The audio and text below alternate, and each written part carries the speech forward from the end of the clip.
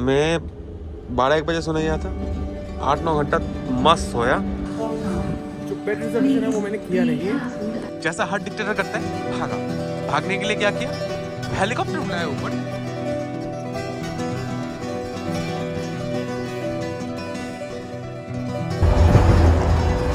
और भाई लोग, हम लोग आ चुके हैं अभी। मेरा वाला कौन सा है भाई? हाँ, ये वाला मेरा। हम लोग हैं ट्रेन में। सुबह 7:50 का ट्रेन था, 7:40 का ट्रेन था। ट्रेन छोड़ा 8:20 को, ट्रेन लेट था। और प्राग छोड़ के ब्रातिस्लावा स्लोवाकिया होते हुए हम लोग जाएंगे जो अपना डेस्टिनेशन है, बुदापेस्ट। वैसे हर बार जब ट्रेन चेंज होता है, चेक से स्लोवाक में आ गया, शिफ्ट हो गया, टिकट चेक करना आता है। मेरा यूरोरेल का 500 टिकट है, उसी से मैं ट्रैवल कर रहा हूँ। बढ़िया ट्रेन है यार। ये नॉर्मल कंपार्टमेंट्स है बैठने लायक, और मैं अंदर वाले कंपार्टमेंट्स में हूँ जहाँ पे अपना केबिन टाइप का बना हुआ है। वो यहाँ पे रेस्टोरेंट भी है। रेस्टोरेंट पे कैपुचिनो ले लिया है, अमेरिकानो एक्चुअली। बढ़िया सा है, ज़्यादा महंगा नहीं है। 59 क्राउन का था, 59 क्राउन यानी कि हो जाता है 200 रुपये का। मतलब कॉफ़ी के भी 200 रुपये लग ही जाते हैं। दूध भी दिया है, हालांकि दूध में इस्तेमाल नहीं करता। तो यार एंजॉय करो आप लोग भी मेरे साथ पूरे इस अच्छे से जर्नी का।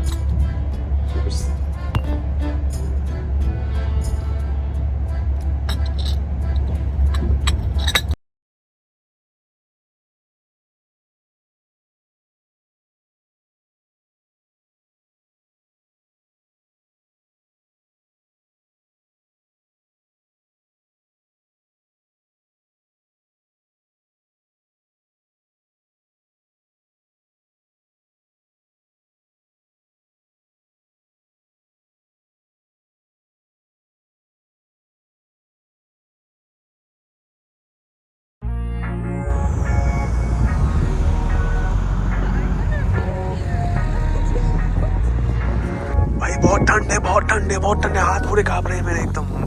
1 डिग्री टेम्परेचर होगा। खाना बनता है बार बार। आगे आखिरी ट्रेन लेने, अभी आखिरी ट्रेन लेके जाऊंगा बुकारेस्ट। जो बेड रिजर्वेशन है वो मैंने किया नहीं है। करना पड़ेगा अभी। भाई ट्रेन पूरी खाली है, किसी ने ये रिजर्व किया है नहीं। पता नहीं कितना महंगा है, मैं प्राइस चेक करके बाद में बताऊंगा। पर जो टीटी है उसने बताया कि तुम अकेले हो गए, 6 बेड वाला तो है पर तुमको शेयर नहीं करना पड़ेगा। मेरे को एक्स्ट्रा से सिर्फ 13 यूरो देना पड़ रहा है, 1100 रुपये, जिसमें मेरे को पूरा बेड, पूरा ये अपना कमरा मिल जाएगा। उसने बताया तुम उसको लॉक करके चिल करो, ट्रेन खाली है, कोई भी रहेगा तो मैं उनको दूसरे कमरा पर से भेजूँगा। फिलहाल सिर्फ यहाँ पे 1 है, 2 है, 3, 4, 5, 6, 7, 8 कंपार्टमेंट्स में, और सिर्फ 4 गेस्ट है जिनमें से एक कपल है, तो वो लोग तो कपल वाला ले लेंगे। मैं इधर रहूँगा, इसको हटा दूँगा। अभी जूते रख के बैठे थे, टीटी आई और मेरे को डांट के गई थी, जूते पहन के मत बैठा किया करो। अजीब ही है। यूरोप में ट्रैवल करने के लिए ट्रेन्स तो बेस्ट है, बट काफी ज्यादा महंगा सौदा पड़ता है ट्रेन्स में घूमना। एक जगह से दूसरी जगह जाने के लिए 10,000, 15,000, 20,000 लग जाते हैं टिकट का। रुपीज में बता रहा हूँ, यूरोस में भी बहुत लग जाते हैं। पर मैं कैसे कर रहा हूँ एक सस्ता ट्रैवलर हो के भी, क्योंकि मेरे पास था यूरोरेल का पास। यूरोरेल का पास बहुत ही इंटरेस्टिंग चीज़ है, ये आप खरीद सकते हो 1 महीने में 4 दिन या फिर 10 दिन या फिर 15 दिन। और एक दिन जब एक्टिवेट करोगे तब आप कोई भी ट्रेन फ्री में बिना किसी एक्स्ट्रा पैसा दिए ले सकते हो। और ऐसे एक 10 दिन का पास जो मैं 2 महीने का 10 दिन का पास लेता हूँ, इसका पर डे का आ जाता है सिर्फ 3-4 हज़ार रुपये, जो कि बहुत वैल्यू फॉर मनी है, क्योंकि इसको यूज़ करके आप लंबे लंबे डिस्टेंस कवर कर सकते हो। हाईली रिकमेंडेड है। बना लिया मस्त बेड में सो रहा था मैं, और फिर देखा कि यार मैसेज आता है वेलकम टू रोमानिया। तो रोमानिया में स्वागत हो चुकी है अपनी। देखो पहले तो क्या होता था कि यहाँ पे बॉर्डर क्रॉसिंग होता था, अपना वीज़ा चेक होता था। सिंगल इंटेंशन वीज़ा होता था तो आप हंगरी से रोमानिया नहीं आ सकते थे। मल्टीपल एंट्री शेंगन वीज़ा होगा तो आपको यहाँ पे चेकिंग होगा, स्टैंपिंग होगा, शेंगन से आउट स्टैम्प, यहाँ पे इन स्टैम्प। पर अभी शेंगन के अंदर आ चुका है, उसी वजह से शायद ना हो, पर मेरे को लगता है फिर भी पासपोर्ट ऑफिसर आएंगे यहाँ पे पासपोर्ट चेक करने, आईडी वाईडी चेक करने। एटलीस्ट इधर ना हो, इधर वाले ट्रेन पे तो पक्का होगा। क्या मस्त सोया यार। अभी बज रहे सुबह के ऑलमोस्ट 16 घंटे हो चुके जर्नी के। मैं 12-1 बजे सोने गया था, 8-9 घंटा मस्त सोया, कुछ सीनरी मैंने कुछ नहीं देखा। अभी चलो देखते हैं यहाँ पे पेंट्री गार्ड में क्या मिलता है ब्रेकफास्ट करने लायक। भाई ये बेकार सा कॉफ़ी मिला है। ऐसे तो रोमानियन प्राइस है, लेक में बिक रहा है। लेक पता नहीं क्या रेट चल रहा है लेक का, बट 1.5 यूरो मांग लिया है।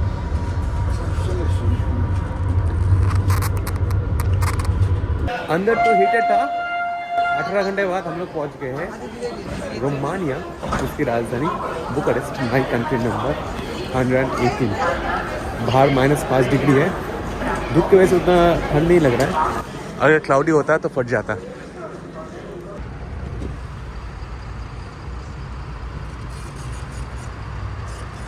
भाई ट्रांसपोर्ट तो बहुत ही ज़्यादा सस्ता है। Morning bus, 24 hours from now and tomorrow. Tomorrow, okay, thank you.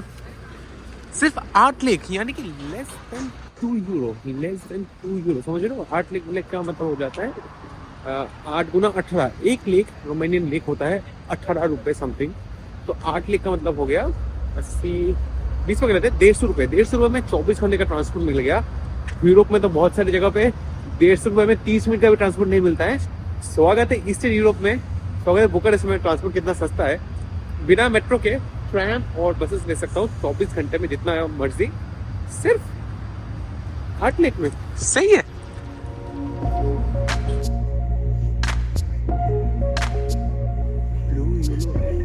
वो है फ्लैग रोमानिया का।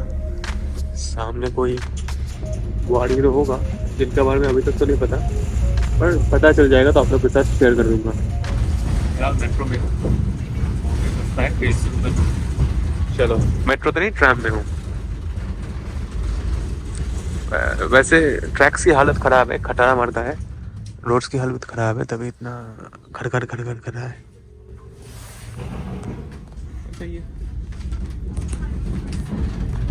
अभी पीछे एक स्टोर पे गया था, यहाँ पे ना कार्ड से पेमेंट नहीं हो रहा था, कैश चाहिए। तो मेरे को कुछ कैश तो चेंज करने चाहिए छोटे मोटे खर्चे के लिए।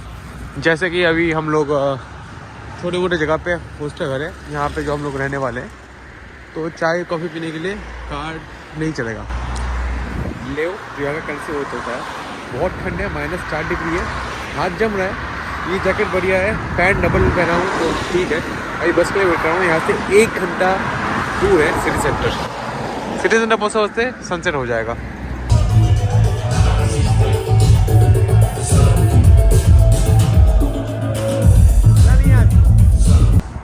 दुनिया का सबसे बड़ा बिल्डिंग नहीं है, जी हाँ, ये दुनिया का सबसे बड़ा बिल्डिंग नहीं है, ये दुनिया का सेकंड सबसे बड़ा बिल्डिंग है। पीछे है अपना presidential palace of Romania Bucharest. और जब बना था ना, दुनिया का सबसे महंगा बिल्डिंग है, और आज के दिन भी दुनिया का सबसे हैवी भारी बिल्डिंग है। इजिप्ट के जो पिरामिड्स है ना, जो भारी चीज़ है, उनसे भी भारी है ये बिल्डिंग। कितने फ्लोर है आप हिसाब लगा लो, 9 फ्लोर अंडरग्राउंड है। और ये रेक्टेंगल नहीं है, ये पूरा स्क्वायर है, मतलब ये लेंथ चारों साइड है।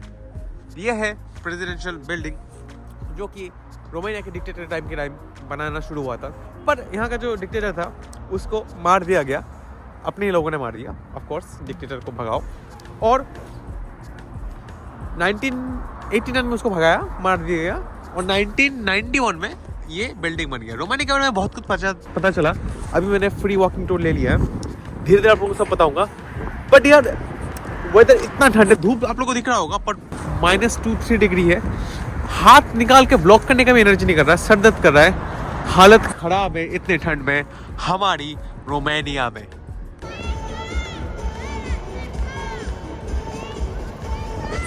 बच्चे स्केटिंग खेल रहे हैं, हालांकि बर्फ चढ़ी नहीं है, पर टेम्परेचर -2-3 डिग्री है। तो अगर आप पानी फैला दोगे तो वो जमा रहेगा, पिघलेगा नहीं। तो वैसे ही लोगों ने पानी रख दिया है और जम गया है। यहाँ पे तो फ्रेश है, पर वो जमा हुआ है, तो स्केट कर रहे हैं लोग।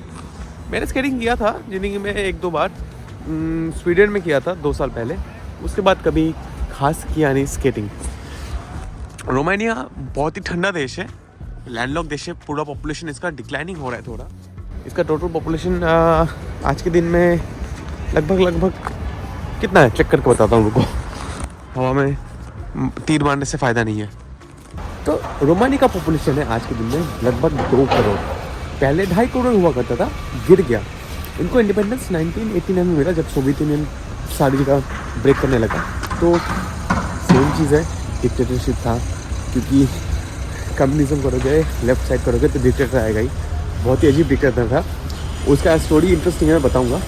पर आज 2 करोड़ पॉपुलेशन है और इनमें से मान लो 90% रोमानियन लोग हैं, 3% जिप्सीज या फिर रोमा लोग हैं, जिनके बारे में आप लोगों को शायद पता होगा। नहीं पता है, बताएंगे उसके बारे में भी।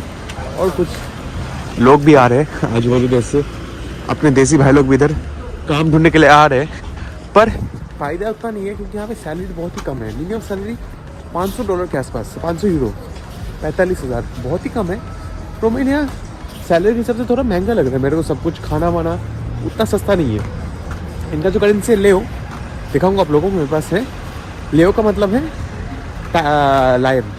सेम बुल्गारिया था, उसका भी करेंसी लेक था, उसका मतलब भी लायन था।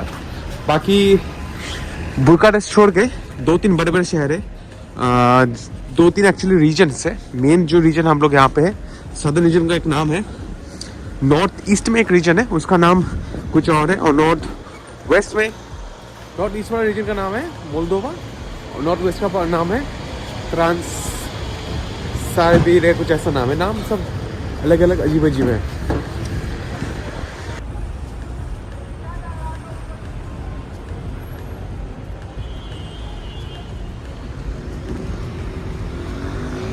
ज़्यादातर बिल्डिंग मिक्स्ड है, बहुत ही ज़्यादा यहाँ पे बिल्डिंग्स के स्ट्रक्चर्स में आपको फ्रेंच इंक्लूशन बहुत ही ज़्यादा मिलेगा।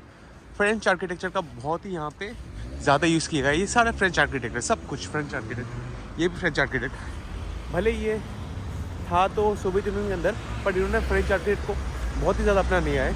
यहाँ की हिस्ट्री का फ्रेंच के साथ कुछ है ही नहीं।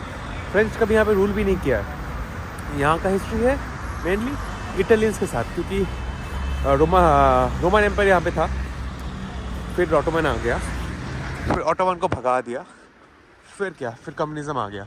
पर फिर भी इन्होंने हवा से फ्रेंच आर्किटेक्चर को पकड़ लिया है और सारे घर बिल्डिंग ऐसे लग रहे हैं। मिनी पेरिस कहते हैं इसको, या फिर ईस्ट का पेरिस।